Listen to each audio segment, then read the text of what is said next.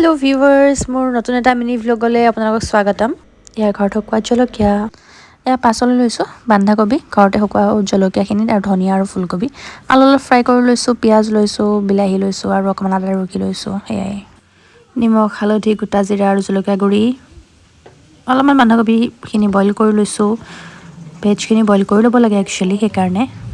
অলপমান ফ্ৰাইও কৰি ল'লোঁ গোটেইখিনি একেবাৰে এয়া হ'ল বাটাৰ বেবি কৰ্ণ এয়া ফ্ৰাইড ৰাইচ মোৰ বনি আছে